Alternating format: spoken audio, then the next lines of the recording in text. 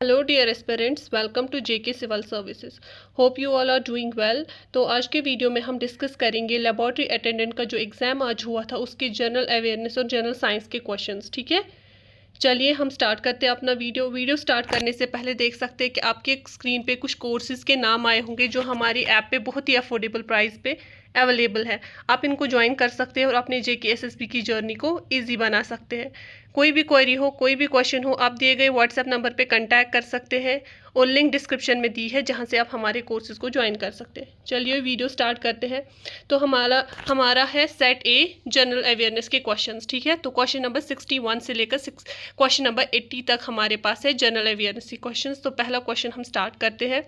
तो हमारा पहला क्वेश्चन जो है that's regarding the Shanti act. ठीक है, जब आप क्वेश्चन देखोगे ना, दूसरा पॉइंट जो है आपको देखना है कि हमें पूछा क्या गया है। हमें पूछा गया है कि कौन सा स्टेटमेंट करेक्ट है या हमें पूछा गया है इनकरेक्ट। इसमें हमें पूछा गया है करेक्ट, तो हमें देखना है इसमें से कौन सा करेक्ट है। पहला स्टेटमेंट कहता है कि जो शांति एक्ट 2025 में पास किया गया था वो अलो करता है प्राइवेट सेक्टर पार्टिसिपेशन भी न्यूक्लियर पावर जनरेशन में। बिल्कुल करेक्ट स्टेटमेंट है। सेकेंड स्टेटमेंट कहता है कि इंडिया का टारगेट है कि वो 100 गीगावाट्स इंस्टॉल करना चाहता है न्यूक्लियर पावर कैपेसिटी बाय 2030। ये गलत है क्योंकि इंडिया का टारगेट तो है 100 गीगावाट्स बट इट्स बाय 2047। ठीक है, तो सेकेंड स्टेटमेंट हमारा गलत हो गया। थर्ड स्टेटमेंट कहता है कि शांति एक्ट के अंडर रिटेन किया जाएगा unlimited supplier liability for nuclear damage to ensure enhanced capability. Unlimited नहीं होगा बल्कि लिमिटेड होगा। ठीक है, तो ये स्टेटमेंट भी हमारा गलत होगा, तो इसका आंसर आएगा A part 1 only. Okay, let's move towards the question number 62। Question number 62 जो है वो मैच द फॉलोइंग टाइप्स है, जिसमें हमें मिलिट्री एक्सरसाइज जो है उनकी पार्टनर कंट्री कौन सी है उसके साथ मैच कराना है। ठीक है, सबसे पहले है हमारे पास युद्ध अबासाई। ठीक है, युद्ध अबासाई जो है ना वो हमने यूएस के साथ किया था। ठीक है, तो 1 को हमें आएगा ए आंसर। ठीक है, सेकंड जो है ना जड़पार जो है वो हमने रशिया के साथ किया है, तो सेकंड को आएगा हमें डी। ठीक है, मित्रा शक्ति की बात करें तो वो हमने श्रीलंका के साथ किया है, तो थर्ड को आएगा सी। ब्राइट स्टार की बात करें तो वो हमने इजिप्ट के साथ किया है। ठीक है, तो 4 को आएगा बी।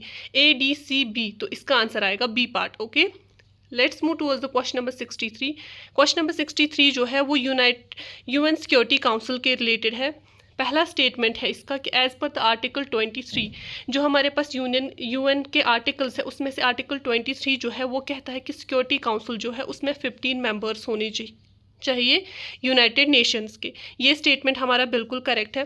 सेकंड स्टेटमेंट कहता है कि non permanent member of security council जो है वो इलेक्ट होना चाहिए 5 साल के लिए, नहीं वो इलेक्ट होना चाहिए सिर्फ 2 साल के लिए। ठीक है, तो सेकंड स्टेटमेंट हमारा गलत है। थर्ड स्टेटमेंट कहता है कि जो रिटायरिंग नॉन परमानेंट मेंबर है वो एलिजिबल नहीं है इमीडिएट री इलेक्शन के लिए। बाद में 2-3 साल के बाद उसको री इलेक्शन करवा सकते हैं लेकिन इमीडिएटली नहीं करवा सकते हैं। ये स्टेटमेंट हमारा करेक्ट है, तो हमारा आंसर क्या आएगा 1 and 3 C part. Okay, let's move towards the question number 64। Question number 64 जो है वो स्पेस मिशंस के रिलेटेड है। सबसे पहला स्टेटमेंट हमें कहता है कि जो एग्जाम मिशन 4 है उसने एनेबल किया है कि ह्यूमन स्पेस फ्लाइट हो जाए इंडिया, पोलैंड और हंगरी के लिए। ठीक है, with each Nations first government sponsored flight in more than 40 years. बिल्कुल करेक्ट स्टेटमेंट है।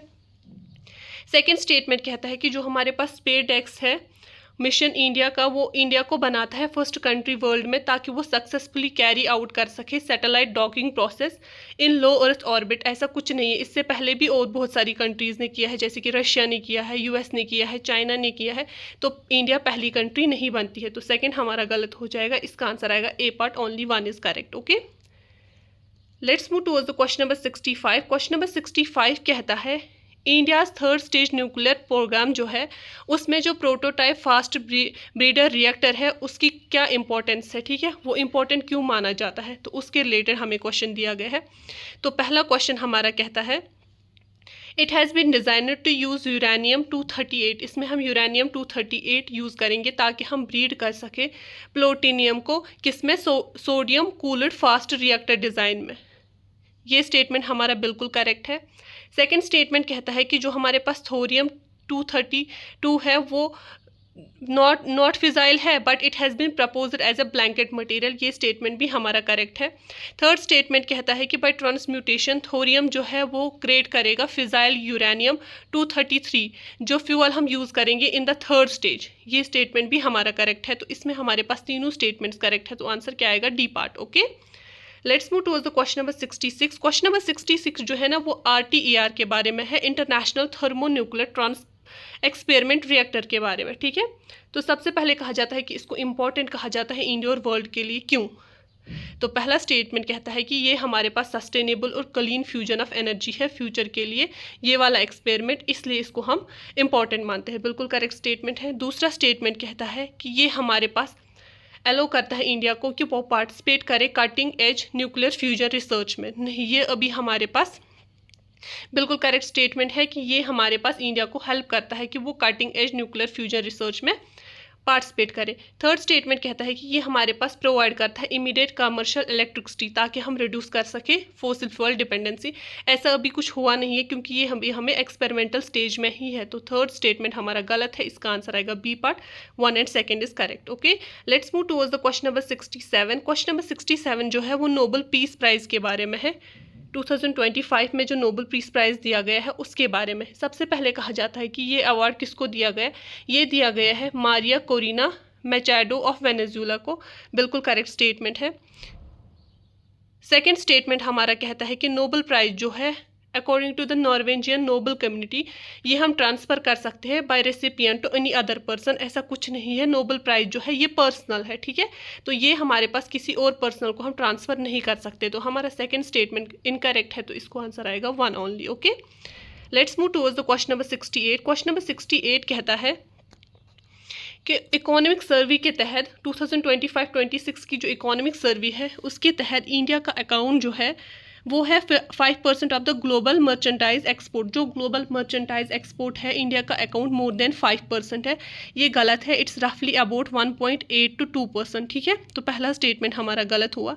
सेकंड स्टेटमेंट कहता है कि जो इकोनॉमिक सर्वे है वो कहती है कि इंडिया के सर्विस इम्पोर्ट्स जो है वो ग्रेटर है दैन इट्स एक्सपोर्ट्स। ऐसा नहीं है, इंडिया की सर्विस एक्सपोर्ट्स जो है ना वो ज़्यादा है एज़ कम्पेयर टू इम्पोर्ट्स। ठीक है, तो ये उल्टा दिया गया है, तो ये स्टेटमेंट भी हमारा गलत है, तो इसको आंसर आएगा D part. Okay, let's move towards the question number 69। Question number 69 जो है वो हमारे पास असर्शन रीजन टाइप क्वेश्चन है।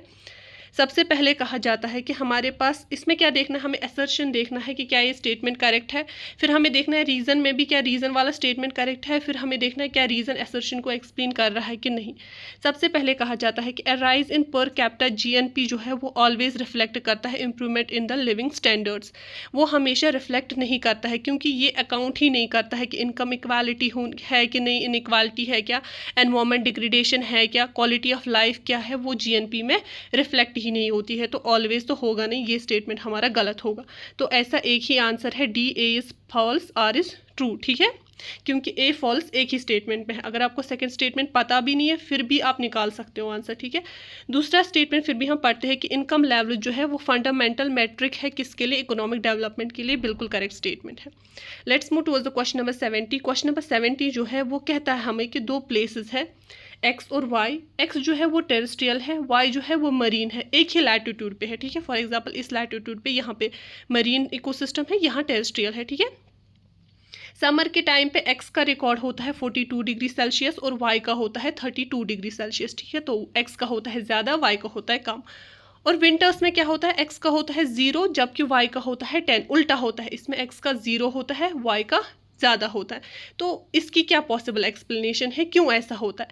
सबसे पहले हमें पता है कि लैंड जो है वो जल्दी गर्म भी होती है, जल्दी ठंडी भी होती है। ठीक है, क्यों? क्योंकि उसकी हमारे पास स्पेसिफिक हीट कैपेसिटी जो है ना वो कम है, उसको कम हीट लगती है ताकि वो जल्दी गर्म हो जाए और जल्दी कम हो जाए। तो वही इसका आंसर आएगा सी पार्ट। लैंड की लोअर स्पेसिफिक हीट है, कैपेसिटी है देन ओशंस। ठीक है, let's move towards the question number 71। Question number 71 जो है वो स्टेटमेंट बेस्ड क्वेश्चन है।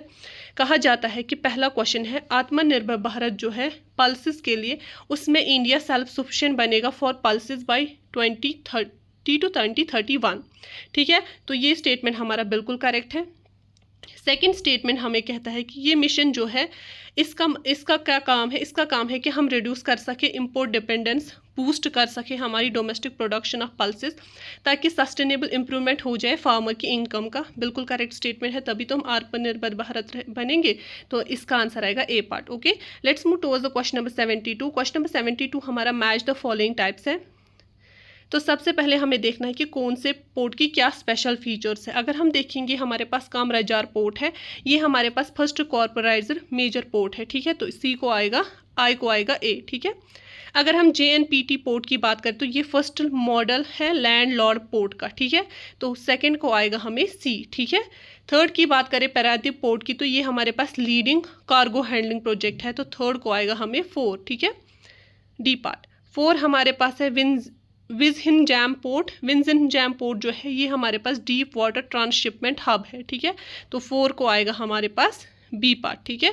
तो ऐसा कौन सा ऑप्शन है, ACDB, लेट्स सी, ACDB हमारे पास है सी पार्ट, ठीक है, तो सी पार्ट इसका आंसर आएगा। Let's move towards the question number 73। तो क्वेश्चन नंबर 73 है हमारे पास regarding the battles of first Anglo Sikh war, ठीक है, उसका क्रोनोलॉजिकल ऑर्डर हमें बोलना है, पहले कौन सा बैटल हुआ, बाद में कौन सा बैटल हुआ, ठीक है। सबसे पहले अगर हम देखेंगे ना बैटल ऑफ मुडकी, बैटल ऑफ मुडकी जो है ये हुआ है दिसंबर 1845 में, ठीक है। बैटल ऑफ फेरोशाह की बात करें तो ये भी हुआ है दिसंबर में ही, लेकिन ये हुआ है ये भी 1845 में हुआ है, ठीक है। उसके बाद बैटल ऑफ अलीवाल की बात करें तो वो हुआ है जनवरी 1846 में, बहुत ही माइनर डिफरेंसेस हैं इनमें। और बैटल ऑफ साबराव की बात करें तो ये हमें हुआ है फरवरी 1846, ठीक है। तो सबसे पहले हमारा क्या हुआ है, मुडकू हुआ है, ठीक है, उसके बाद बैटल ऑफ फेरोशाह हुआ है, उसके बाद अलीवाल हुआ है, उसके बाद सैब्रुन हुआ है, तो इसका आंसर आएगा A part. Okay, let's move towards the question number 74। Question number 74 जो है ना उसमें हमें कुछ स्टेटमेंट्स दिए गए हैं रिगार्डिंग द रोफ डांस। सबसे पहले कहा जाता है कि जो हमारे पास रोप डांस है ना ये हमारे पास ट्रेडिशनल फोक डांस है, और टिपिकली जो हमारे पास कश्मीरी डायलेक्ट के फोक सॉन्ग्स होते हैं उन पे परफॉर्म किया जाता है। बिल्कुल करेक्ट स्टेटमेंट है।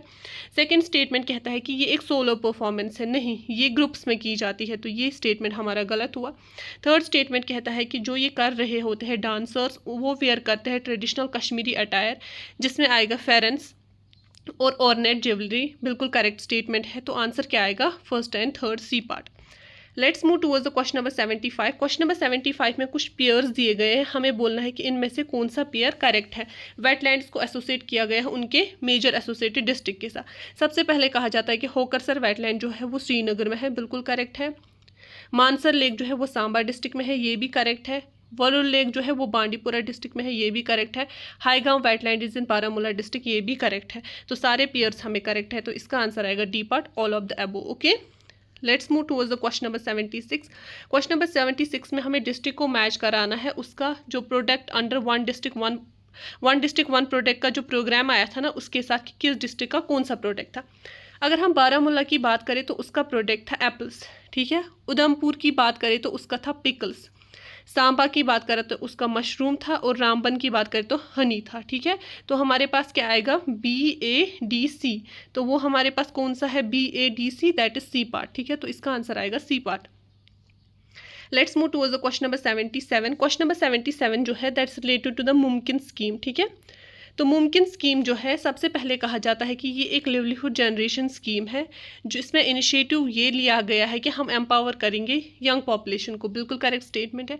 सेकंड स्टेटमेंट कहता है कि इसमें ये प्रोवाइड किया जाएगा 80,000 का सब्सिडी या 10% of the on road price, जो भी लोअर होगा किसको, अनएम्प्लॉयड यूथ को, ताकि वो परचेज कर सके कमर्शियल व्हीकल। बिल्कुल करेक्ट स्टेटमेंट है। थर्ड स्टेटमेंट कहता है कि यूथ जो है जो भी एप्लीकेंट होगा उसकी एज होनी चाहिए 18 से लेकर 35 ईयर्स की। बिल्कुल करेक्ट स्टेटमेंट है।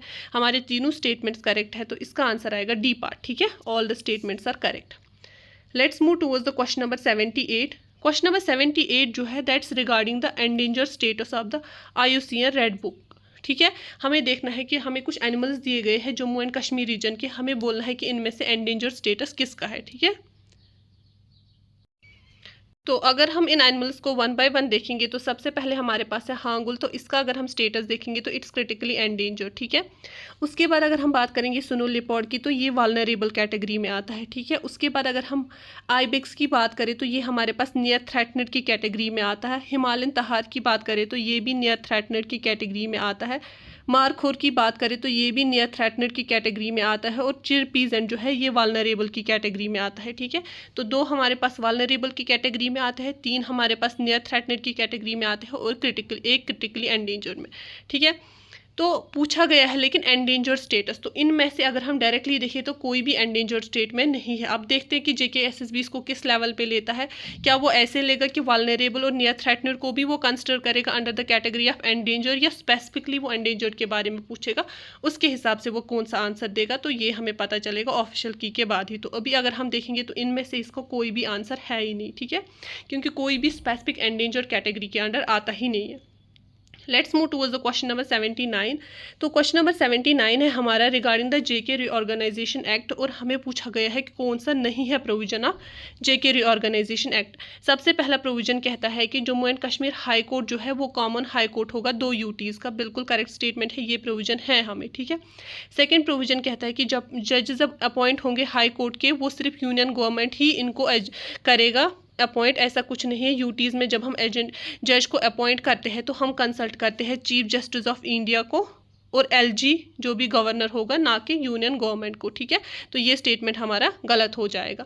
तो हमें नॉट प्रोविजन ही पूछा है, तो बी पार्ट ही इसका आंसर आएगा। ठीक है, let's move towards the question number 80। तो क्वेश्चन नंबर 80 है हमारे पास कि दिए गए नीचे रिवर्स में से कौन सी ट्रिब्यूटरी है किसकी, झीलम रिवर की। ठीक है, सबसे पहले अगर हम देखेंगे तो पहले हमारे पास है निक्की तवी, ऐसा कुछ नहीं है। तवी रिवर जो है that's the tributary of Chenab. ठीक है, तो पहला तो हमें नहीं आएगा। उसके बाद है वैष्णव रिवर, बिल्कुल ये ट्रिब्यूटरी है। ब्रिंगी की बात करें तो ये भी ट्रिब्यूटरी है, और राम बियारा भी है, जलजहार भी नहीं है। तो वैष्णव, ब्रिंगी एंड राम बियारा। सेकेंड, थर्ड और फिफ्थ हमारे पास सी पार्ट इसका आंसर आएगा। Okay, that was all about the questions of the general awareness. Hi everyone and welcome to JK civil services. Guys, हम लोग अभी डिस्कस करने वाले हैं अपना जर्नल साइंस का पोर्शन। ठीक है, फ्रॉम लेबोरेटरी अटेंडेंट का जो एग्ज़ाम हुआ वहाँ से। तो मैं पहले आपको बता दूं कि अगर आप इसमें से किसी भी एग्ज़ाम की प्रिपरेशन कर रहे हैं तो प्ले स्टोर पर जाकर JK सिविल सर्विसेज का ऐप इंस्टॉल कर सकते हैं। बाकी इन्फॉर्मेशन आपको व्हाट्सएप पर मिल जाएगी और नीचे डिस्क्रिप्शन बॉक्स में भी दे दी जाएगी। तो चलो हम अपना साइंस का पोर्शन स्टार्ट करते हैं। पहला सवाल क्या है हमारे पास, वो क्या बोल रहे हैं, if the distance between the two masses is doubled the gravitational force become.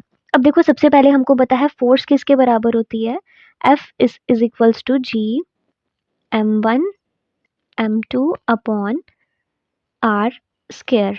अब एक चीज का ध्यान रखो, ठीक है, हमको पता चल गया फोर्स किसके इन्वर्सली प्रोपोर्शनल है, हमारे रेडियस के। ठीक है, डिस्टेंस के। अब वो हमको बोल रहे हैं कि डिस्टेंस क्या हो जाएगा, डबल हो जाएगा। तो यहाँ पर क्या आ जाएगा, 2r स्क्वायर। तो ये कितना हो जाएगा, इज इक्वल्स टू 1/4। बाकी आपको पता ही होगा, इनटू क्या बन जाएगा फिर, G m1 m2 upon r का स्क्वायर। और ये चीज क्या होती है हमारे पास, ये चीज होती है फोर्स। तो फोर्स किसके इक्वल हो गई, 1/4 के। तो ये बहुत इजी क्वेश्चन था, इसका आंसर हो जाएगा हमारे पास 1/4। ठीक है, आंसर भी साथ में मार्क कर देती हूँ। आगे बात समझ, चलो नेक्स्ट क्वेश्चन देखते हैं। अब हमको क्या बोल रहे हैं, कुछ उन्होंने हमको एसिड्स दिए हुए हैं, ऑर्गेनिक एसिड्स, और हमको क्या बताना है, उनका सोर्स बताना है, कहाँ से होता है। अब देखो, सबसे पहली क्या चीज़ है हमारे पास, ऑक्जेलिक एसिड। ऑक्जेलिक एसिड ना हमको कहाँ पे मिलता है, जैसे डार्क चॉकलेट हो गया, स्पिनिच हो गया, वहाँ पर दिखता है। तो 1 का क्या हो जाएगा, ए हो जाएगा। उसके बाद एसिटिक एसिड क्या होता है, देखो एसिटिक एसिड हमको पता है कि जो सार टेस्ट के लिए हमको देखा जाता है, 4 to 8% विनीगर में हमको देखने को मिलता है एसिटिक एसिड। उसके बाद क्या है, एक्सॉर्बिक एसिड। देखो इसको हम क्या कहते हैं, सोर्स ऑफ विटामिन सी। और ये सबसे अच्छा सोर्स गुआवा, आंवला, ये इसके बहुत ज़्यादा रिच सोर्सेज होते हैं। तो सी का हो जाएगा हमारे पास डी। उसके बाद क्या है, मिथेनोइक एसिड। देखो इसको हम बेसिकली फॉर्मिक एसिड भी कहते हैं। ठीक है, आपको एंडबाइट होता है या बी, तो वहाँ पर हम इसको यूज़ करते हैं। तो इसका हो जाएगा एंड स्टिंग बी। अब क्या है, मैलिक एसिड। देखो मैलिक एसिड क्या होता है, बेसिकली जैसे हमारे एप्पल हो गए या फिर और फ्रूट्स हो गए ना, इनको एक थोड़ा सा सॉर टेस्ट देने के लिए यूज़ होता है।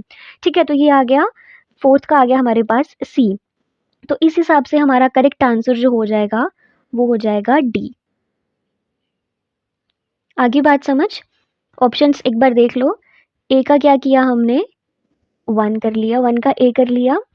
2 का किया हमने ई, फिर हमने 3 का किया डी, 4th का किया हमने बी, देन मालिक एसिड का कर लिया हमने सी। आगे बात समझ? ये भी इजी था, इतना डिफिकल्ट नहीं था। अब चलो नेक्स्ट क्वेश्चन देखते हैं। अब क्या कह रहे हैं, identify the correct source of energy based on the following statements. अब हमको क्या बताना है, करेक्ट सोर्स बताना है। ऑप्शंस क्या दिए हैं, सीएनजी दिया है, पेट्रोलियम प्रोडक्ट्स दिए हैं, फॉसिल फ्यूल दिए हैं और न्यूक्लियर फ्यूल दिए हुए हैं। चलो पहले स्टेटमेंट्स पढ़ते हैं। पहली स्टेटमेंट क्या है, it is a non renewable but low carbon energy source. कह रहे हैं वो है तो नॉन रिन्यूएबल बट वहाँ पर जो CO2 एमिशन होता है ना, वो भी बहुत लो होता है।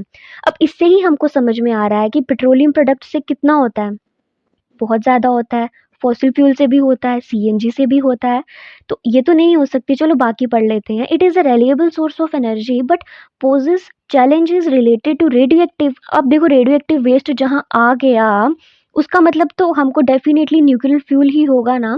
क्या कह रहे हैं कि ये रिलायबल सोर्स है एनर्जी का, बट बहुत चैलेंजेस होते हैं related to radioactive waste disposal और सेफ्टी कंसर्न्स। और हम लोग जब भी कोई न्यूक्लियर चीज़ यूज़ करते हैं तो हम सबसे पहले ध्यान रखते हैं कि जो उसका वेस्ट डिस्पोजल है और जो सेफ्टी कंसर्न है वो बहुत अच्छा रहे, क्योंकि ये बहुत हार्मफुल होता है, बहुत डेंजरस होता है। तो आंसर तो हमको समझ में आ गया है, डी है। बट स्टिल थर्ड स्टेटमेंट में क्या है, a huge amount of energy is released through the fission process. तो फिशन कहाँ देखने को मिलती है हमको, न्यूक्लियर फिशन। तो इस हिसाब से करेक्ट आंसर हमारे पास हो जाएगा डी, क्योंकि पहले फर्स्ट सेकंड थर्ड तो कोई, एक minute sorry, first second third में से तो कोई करेक्ट हो ही नहीं सकता। तो आगे बात समझ। अच्छा, अब नेक्स्ट क्वेश्चन क्या बोल रहे हैं, which of the following statements is not related to ocean energy. अब देखो ओशन एनर्जी का मतलब क्या होता है, हम लोग के पास टाइड्स होती हैं, वेव्स होती हैं, समुद्र का पानी, समुद्र की लहरें, उससे जो एनर्जी क्रिएट होती है ना, उसको कहते हैं हम ओशन एनर्जी। अब स्टेटमेंट क्या है कि हमको गलत बतानी है, नॉट रिलेटेड टू बताना है, रिलेटेड टू नहीं बताना है। तो चलो स्टार्ट करते हैं। पहली स्टेटमेंट क्या है, ocean thermal energy conversion generates electricity due to the temperature difference between warm air above the sea surface and cold ocean water। अब देखो ओशन एनर्जी की बात हो रही है, इसमें वार्म एयर का क्या काम है ना, वार्म एयर का तो कोई रोल ही नहीं है इसमें, ये कहाँ से आ गई बीच में। तो बेसिकली वार्म एयर नहीं होता यहाँ पर। अगर उन्होंने ओशन सरफेस वाटर और ओशन का जो अंडर वाटर होता है उसके बारे में बोला होता तो हम सोचते, बट वार्म एयर का कोई काम नहीं है, तो फर्स्ट स्टेटमेंट रॉन्ग हो जाएगी, मतलब इस हिसाब से करेक्ट हो जाएगी, बट वैसे रॉन्ग हो जाएगी। ठीक है, अब क्या कह रहे हैं, tidal barrage system are dam like structure. हाँ, हम लोग ये यूज़ करते हैं, बिल्कुल करेक्ट बात है। फिर टाइडल स्ट्रीम सिस्टम्स यूज़ किए होते हैं, टरबाइंस रखी होती हैं, क्योंकि जो हमारे टाइल्स चल रही होती है ना, इससे हम लोग एनर्जी ले सके, ये भी बिल्कुल सही बात है। वेव एनर्जी सिस्टम जो कन्वर्ट करते हैं मैकेनिकल एनर्जी को इलेक्ट्रिकल एनर्जी में, ये भी बिल्कुल करेक्ट है। तो अब कौन सी नहीं है, तो वो हमारे पास आ जाएगा, एक मिनट, ए। तो ए नहीं है, ध्यान में रखना, ये चीज़ भी देखनी होती है कि आपको करेक्ट पूछा है इनकरेक्ट पूछा है। ठीक है, तो इसमें करेक्ट आंसर क्या हो जाएगा हमारे पास, अरे क्या हो रहा है ये, ए। आगे बात समझ। अब चलो नेक्स्ट क्वेश्चन देखते हैं।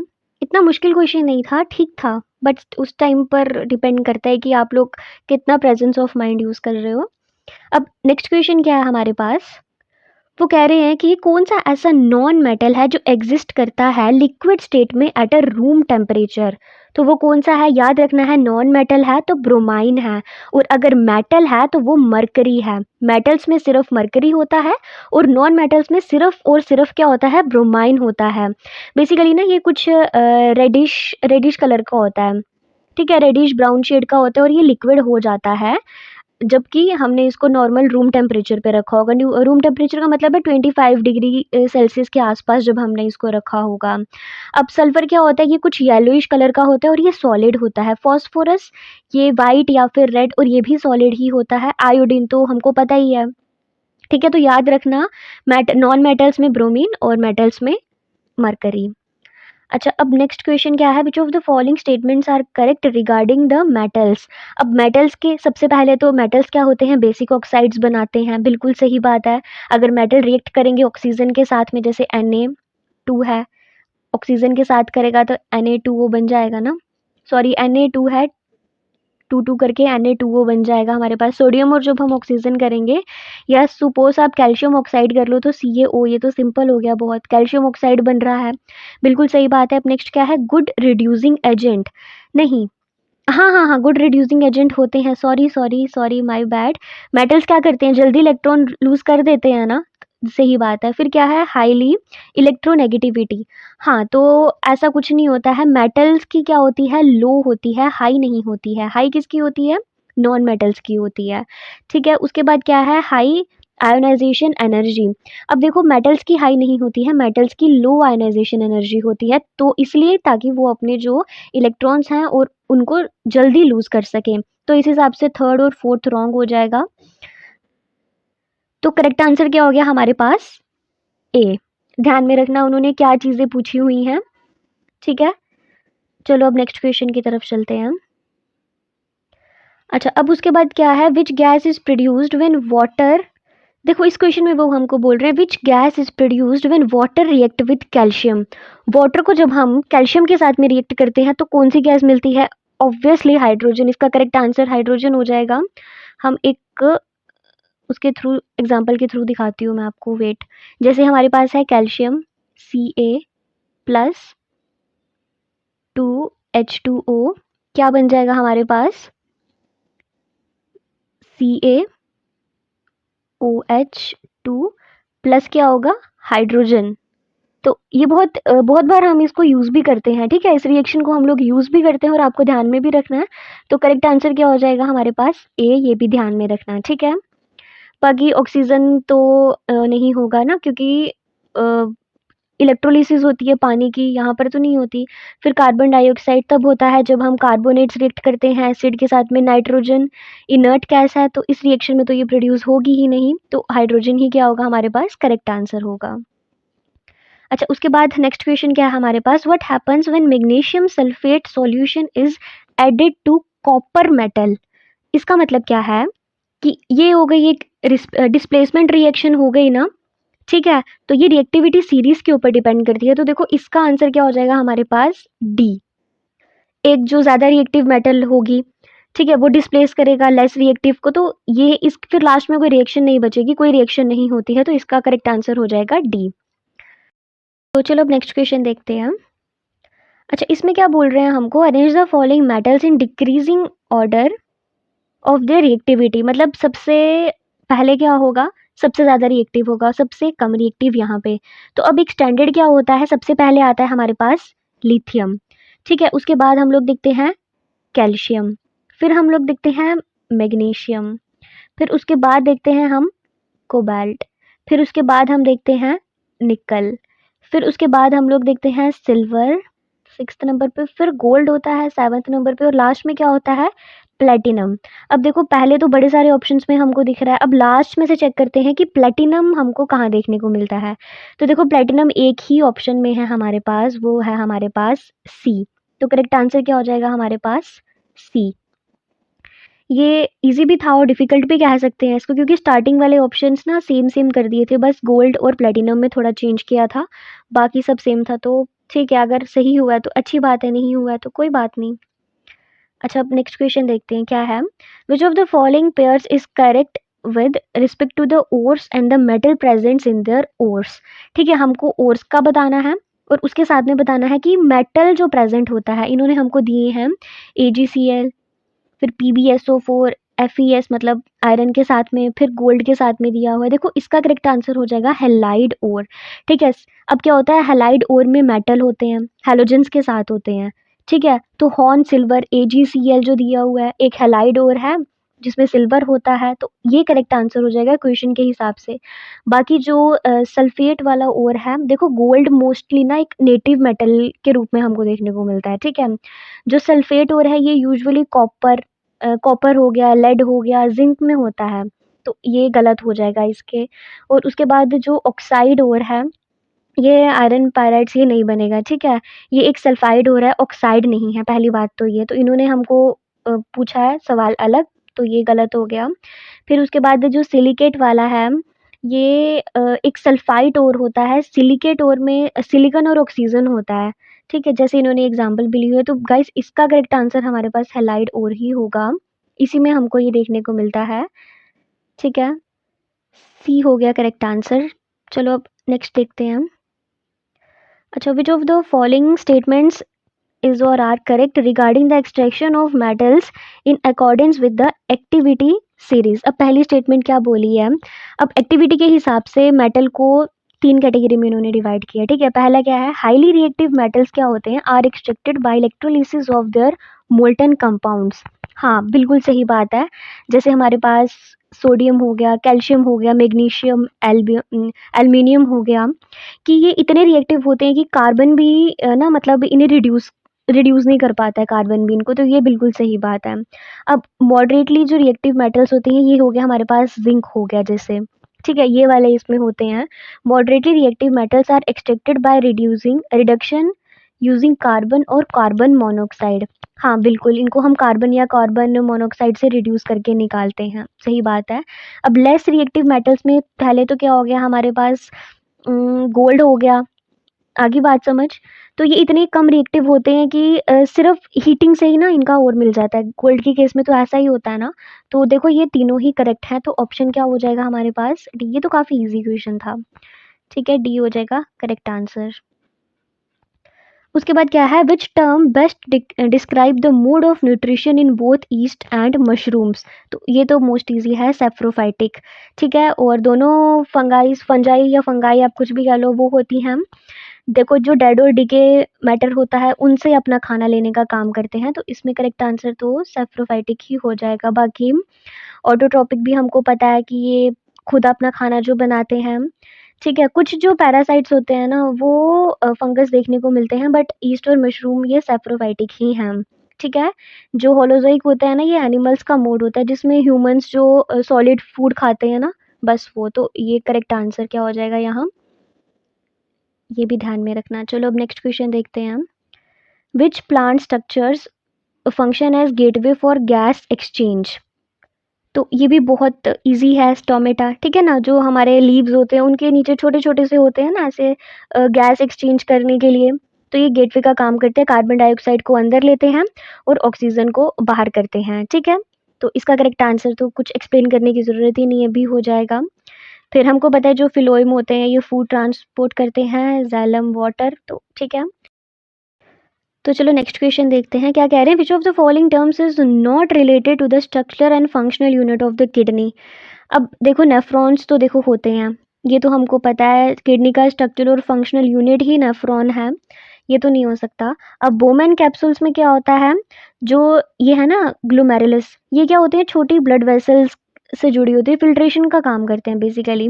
अब ये उसको गिरने, जो इसके अराउंड जो स्ट्रक्चर होता है ना, ये होता है बोमेन्स कैप्सूल। ठीक है, ये भी इसका पार्ट ही है। ग्लोटिस जो है ना वो नहीं है, ग्लोटिस का किडनी से कोई लेना देना नहीं है, ये बेसिकली ना हमारा जो रेस्पिरेटरी सिस्टम होता है ना उसका पार्ट होता है। तो करेक्ट आंसर क्या हो जाएगा हमारे पास, सी। नेक्स्ट क्वेश्चन क्या है हमारे पास, classify the following substances as biodegradable and non biodegradable. ठीक है, बायोडिग्रेडेबल जो कि मतलब जो हमारे पास बैक्टीरियाज होते हैं वो उसको तोड़ देते हैं उस तरीके से, एनिमल बोन्स हो गए, लेदर हो गया, तो ये डिकम्पोज जो हो जाता है। नॉन बायोडिग्रेडेबल में मतलब जो थोड़ा टाइम लगाता है डिकम्पोज होने में, या नहीं होता, ये बहुत धीरे धीरे होता है। तो ठीक है, अब बायोडिग्रेडेबल में क्या कह रहे हैं, एनिमल बोन्स या लेदर। ठीक है, फिर नॉन बायोडिग्रेडेबल में डीडीटी हो गई, मरकरी हो गया, लेड, सिल्वर फॉइल्स। हाँ बिल्कुल सही बात है, आंसर तो इसका ए ही है वैसे। बाकी ऑप्शंस में इन्होंने हमको दिया हुआ है डीडीटी, ये कैसे हो गया, नहीं नहीं नहीं, ये तो आप देख के ही पता लगा सकते हो। फिर उसके बाद मरकरी और लेड कैसे आ गया भाई, ये कौन सा बायोडिग्रेडेबल है। फिर ये तो ठीक है, ये भी नहीं हो सकता है। तो ध्यान में रखना, करेक्ट आंसर हमारे पास क्या हो जाएगा इसका, ए। उसके बाद है हमको सीक्वेंस बताना है एक्वेटिक फूड चेन का। ठीक है, अब देखो सबसे पहले क्या आ जाएगी हमारे पास, एल्गी आ जाएगी। फिर हमारे पास आ जाएगा सी, ये राइट एरो करके यहाँ थोड़ा मिस्टेक हो गया, अब ध्यान में रखना, ये इस तरीके से है चीज़ें। ठीक है, ऐसे, फिर ऐसे, जो भी राइट एरो है ऐसे, फिर हमने ऐसे किया हुआ है। ठीक है, तो ये इस तरीके से फ्लो कर रहा है। इजी क्वेश्चन था, ये भी डिफिकल्ट नहीं था। इसका करेक्ट आंसर हमारे पास सी हो जाएगा। हमको एक्वेटिक फूड चेन बतानी है इसमें, ठीक है। इस हिसाब से देखो एल्गी क्या होती है, अपना खाना खुद बनाती है, प्रोड्यूसर है, फोटोसिंथेसिस से अपना खाना बनाया इसने। फिर सी अर्चिन्स जो हैं ये क्या करते हैं, एल्गी खाती हैं इनको, तो ये प्राइमरी कंज्यूमर्स हो गए। फिर क्रैब हो गया, सी अर्चिन जो हैं वो क्रैब क्रैब को खाते हैं, ठीक है, तो ये सेकेंडरी कंज्यूमर हो गया इस हिसाब से। फिर उसके बाद जो स्क्विड है क्रैब खाते हैं, तो ये टर्शरी हो गया। फिर उसके बाद स्पॉटेड डॉल्फिन है, ये इनको खाते हैं, तो ये क्या हो गया हमारे पास उसके बाद वाला। फिर उसके बाद टाइगर शार्क हो गया हमारे पास, तो ये टॉप प्रेडेटर हैं, ठीक है, जो डॉल्फिन को खाते हैं। ये चीज़ का भी ध्यान में रखना, बाकी में सब उलट पुलट हुआ हुआ है। एल्गी और क्रैब कैसे आ गया पहले, नहीं क्रैब इसके बाद में आएगा। ये तो ये वाले तो आप ऑप्शन पहले ही करेक्ट कर दो, टी शार्क सबसे पहले थोड़ी आ सकती है। ये वाले तो दोनों ही आप डायरेक्टली गलत कर दोगे, एल्गी होगा बट उसके बाद क्रैब नहीं आएगा, ठीक है, क्रैब उसके बाद में आएगा। बाकी चीज़ें यहाँ आप कंफ्यूज हो सकते हो इन दोनों में, तो करेक्ट आंसर ध्यान में रखना सी होगा इसका, ठीक है। अब तो चलो नेक्स्ट क्वेश्चन देखते हैं हम। Which of the following ozone depleting substances, wait, अच्छा ओजोन डिप्लीटिंग सब्सटेंसेस, और हमको बताना है इनका प्राइमरी सोर्स कौन सा है। एक मिनट। तो सबसे पहले क्या है हमारे पास, हेलोन्स। बेसिकली ये हेलोन्स जो है ना ये हम लोग यूज़ करते हैं फायर एक्सटिंग्विशर्स में, तो इसका कोई वो नहीं है, ठीक है। फिर मिथाइल ब्रोमाइड बेसिकली जो पेस्ट कंट्रोल करने के लिए हम इसको यूज़ करते हैं, ओजोन के साथ कोई लेना देना नहीं है। जो HCFCs हैं ये हम लोग पहले हमने सोचा था कि ये होते हैं, बट उसके बाद जब हमने सर्च किया हमने देखा कि HCFCs नहीं होते हैं, बेसिकली CFCs होते हैं, ठीक है, जो हम अपने रेफ्रिजरेटर्स में एसीज वगैरह में यूज़ करते हैं। तो इसका करेक्ट आंसर हो जाएगा डी, ठीक है। ये बहुत पहले कैंसिल आउट हो चुका है कि HFCs का कोई रोल नहीं है, रोल किसका है, बेसिकली जो हमारे CFCs होते हैं इनका, तो डी करेक्ट आंसर हो जाएगा। अच्छा, अब नेक्स्ट क्वेश्चन में क्या है, in Mendel's pea plant experiment which of the following is recessive. तो अब देखो जो मेंडेला का पी प्लांट एक्सपेरिमेंट होता है ना, जब टॉल और डॉफ प्लांट्स के हम क्रॉस करते हैं, तो जो F1 जनरेशन में सिर्फ टॉल प्लांट्स आते हैं, डॉफ ट्रेट हाइड हो जाते हैं, ठीक है। जब F1 को सेल्फ पॉलिनेट करते हैं तो F2 जनरेशन में 3:1 मिलता है हमको, मतलब 3 उसमें हमको टॉल मिलेंगे और जो 1 है वो हमको ड्रॉफ मिलेगा। जब F1 में हाइड हो जाते हैं और F2 में वापस आ जाते हैं तो उसमें उसको हम कहते हैं रिसेसिव ट्रेट, ठीक है। यहाँ पर जो ड्राफ होते हैं ना वो रिसेसिव रहते हैं, ठीक है, ये बात समझ में आ गई। तो जो ट्रेट अपीयर होता है F1 में उसको डोमिनेंट ट्रेट कहते हैं। तो इस हिसाब से हमारे पास करेक्ट स्टेटमेंट क्या हो जाएगी, the trait that appears in all the, नहीं ये भी नहीं है, the trait that hides in F1 but reappears in F2। हाँ बिल्कुल सही बात है, हमने देखा ना F1 में हाइड हो जाती है फिर F2 में वापस आ जाती है, तो इस हिसाब से करेक्ट आंसर होगा हमारे पास बी। तो चलो अब नेक्स्ट क्वेश्चन देखते हैं हम। अब match the following categories sexual reproduction in plants with their correct examples, example के साथ में देखो ये करेक्ट आंसर ही है यहाँ पर, ठीक है, तो कंफ्यूज मत हो जाना, ये क्या है, करेक्ट आंसर इसका बेसिकली हो जाएगा हमारे पास डी, ठीक है। तो अब देखो इन्होंने बोला क्या हुआ है, वेजिटेटिव प्रोपोगेशन, सॉरी। अब देखो प्लांट का कोई वेजिटेटिव पार्ट है जैसे लीफ, स्टेम या फिर कोई न्यू प्लांट बनाना, ठीक है। फिर फ्रेगमेंटेशन क्या हो गया, टूटकर पार्ट्स में डिवाइड हो जाना, ठीक है। फिर उसके बाद इसकी एग्जांपल आप ले सकते हो, ईस्ट हो गया, फिर हाइड्रा हो गया हमारे पास। फिर उसके बाद बडिंग, बडिंग मतलब बॉडी पर छोटा सा आउटग्रोथ होता है, जैसे बड निकल जाता है ना, उसको कहते हैं बडिंग। तो ये हमको मोसिस में देखने को मिलता है, लिवर वॉट्स में देखने को मिलता है, ठीक है। फिर स्पोर फॉर्मेशन जो होती है, स्पोर्स बनते हैं जो मतलब किसी फेवरेबल कंडीशन में ही ग्रो करते हैं, न्यू ऑर्गेनिजम्स बनाते हैं एक तरीके से, तो ये होगा क्लॉस्ट्रिडियम और बैसिलस, तो ये चीज़ ध्यान रखना। करेक्ट आंसर इसका हमारे पास डी हो जाएगा, वेजिटेटिव प्रोपोगेशन बी का हमारे पास ये डी पार्ट हो जाएगा, कुछ फॉर्मेटिंग इशू है। फिर जो फ्रेगमेंटेशन है बेसिकली ये हम लोग करते हैं, हमारे जैसे एग्जांपल इसकी ईस्ट हो गई और हाइड्रा हो गया, तो 2 का हो जाएगा सी। फिर बडिंग जैसे छोटा बड पार्ट होता है ना, तो ये हो जाएगा हमारे पास मोसिस और लिवरवर्थ में हम लोग देखने को मिलता है। फिर जो स्पोर फॉर्मेशन होती है ये क्लॉस्ट्रिडियम और बैसिलस में हमको देखने को मिलती है। तो पेपर ठीक था, मॉडरेट लेवल का था, बहुत इजी नहीं था, कुछ कुछ क्वेश्चंस इजी थे बट कुछ कुछ डिफ़िकल्ट भी थे, तो अगर आपके बेसिक्स क्लियर हैं तो हो जाएगा, वरना थोड़ा सा इशू था। बाकी आप लोग चेक कर लीजिए और कितना स्कोर बन रहा है कमेंट सेक्शन में ज़रूर बताइए। So thank you so much for watching this video. Take care and जय हिंद।